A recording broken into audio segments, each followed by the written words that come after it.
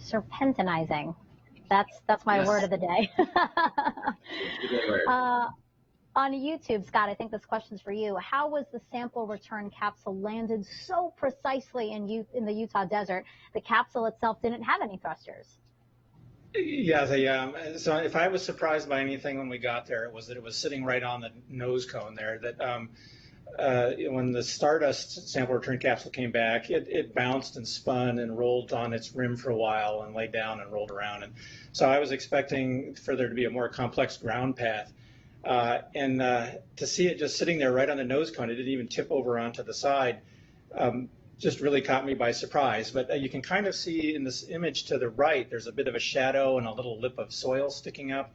And that's when I finally understood how it ended up on the nose. It must have come down with almost no crosswind, so it came down almost near vertical, hit right where it is now, and bounced up and tipped to the right in this image.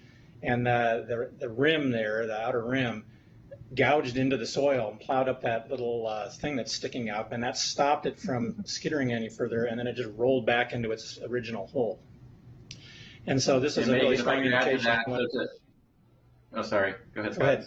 Yeah, go ahead. I was going to say, to add to that, the question was also about the fact that it didn't have the thrusters, and that's a testament to the flight dynamics team, which is the group of engineers that plan the trajectory and the perfect spacecraft, which launched the capsule on its 4-hour journey through near-Earth space before it hit the top of the atmosphere. So, I like to use the analogy that the spacecraft was the quarterback and the flight dynamics team was the coach that told it where you needed to be and how far and how fast you needed to throw it so that it hit the exact spot at the top of the atmosphere that allowed it to fly over California, Nevada, and into Utah in 13 minutes to land down into that perfect position that Scott was just describing in the Utah desert.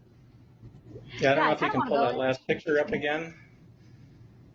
If you could pull up that last picture that was on. Yeah, so the round dark area you see on the left is where the nose was sitting in there, and the mark to the right of that is where it tipped over on its side and rolled back.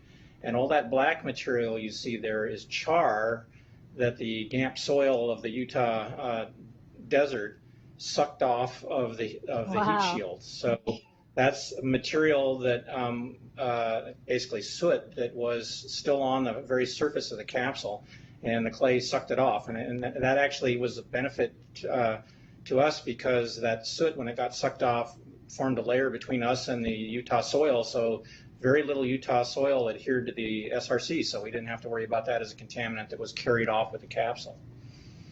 Wow.